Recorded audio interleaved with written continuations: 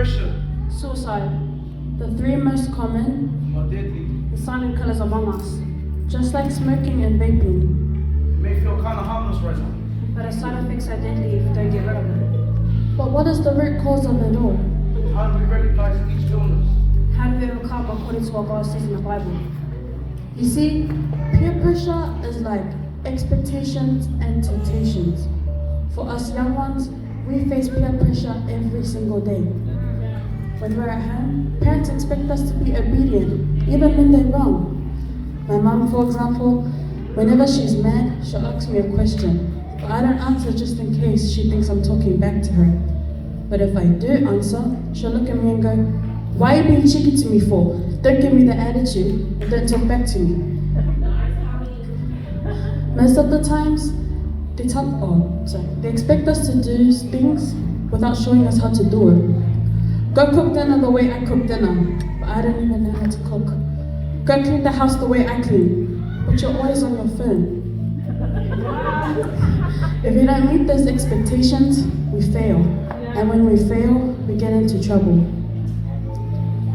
At school, teachers expect us to pass every single subject, but there's so many of us and only one teacher. He or she can only do what they can. For slow learners, they get left behind.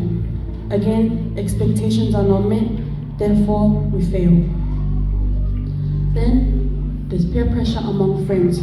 If we're not up to the latest fashion or not up to the latest trends, we get labeled and bullied. But what is the root cause for peer pressure? Fear. We're afraid to make one mistake because we're scared our parents might be disappointed. We're afraid to fail because we're scared that we might not get accepted somewhere else. And I don't want to get bullied. Do you? So how do we recognize if one is being pressured? By our behavior. If I'm a chatty person and all of a sudden I go quiet, then something is wrong. If I dress up a certain way and all of a sudden I dress up like I worship the devil, then something is definitely wrong. Recognize the change in our behaviors and you'll know something is wrong. But what does God say to do when we're being pressured and we know that something is wrong? Proverbs 4:14-16 says, "Do not enter in the path of the wicked and do not walk in the way of evil. Avoid it. Do not travel on it. Turn away from it and pass on. For they who do not sleep unless they have done evil, and their sleep is taken away unless they make someone fall." So how do we overcome peer pressure? 1. Do not enter. If you see a burning building, would you enter? No, because it's safe. So why put yourself in that position in the first place? 2. Avoid it. If someone would offer you drugs, would you still take it knowing it could kill you? No, avoid it. 3. Turn away from it. If you don't benefit from it, just turn around and keep walking in the opposite direction.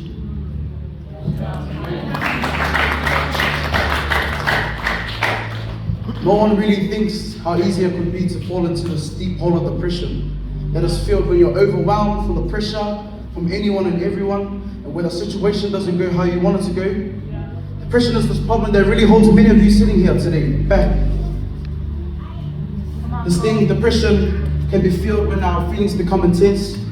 It can happen through financial situations or when there's no middle ground in your marriage. Depression starts as young as us. Can come through the way you look or how the way you act is looked down on by others. It can be it ends up to us feeling that we're not good enough for anyone. And this leads us to feeling like we're not needed anymore. But what fuels all of this? Your fear and lack of faith. Hebrews 11:6 reads, "Without faith, it is impossible to please God, because anybody who comes to Him must believe that He exists and that He rewards those who earnestly seek Him." The Bible reads, Matthew 11:28-30, "Come to me, all you who are weary and burdened, and I will give you rest. Take my yoke upon you and learn from me, for I am gentle and humble in heart, and you will find rest for your souls. For my yoke is easy and my burden is light." Think of it, when your child is sad, what's their first instinct? It's to run back to their parents, right? Shouldn't we do the same? Deep down, many of us in here still have their child in us that runs us back to mom and dad when things go down. But when there's no mom and dad, There's only one thing that's waiting for you ever since the beginning, and that's God. God is bigger than any of the problems you have. Turn to Him and give it to Him, because there's nothing too big for God. And He will let you rest. If you don't turn to God to resolve your depression, necessarily Allah have turned to suicide. From fear to lack of faith to hopelessness equals suicide. There are people in the Bible who at some point probably thought of suicide, and God showed us through them how to overcome. For example, Solomon, in his pursuit of pleasure, reached a point where he hated life. Elijah was fearful and depressed and yearned for death. Jonah was so angry at God that he wished to die. Even Paul and his missionary companions at one point were under pressure, far beyond our ability to endure, so that we despair life itself. However, none of these men committed suicide.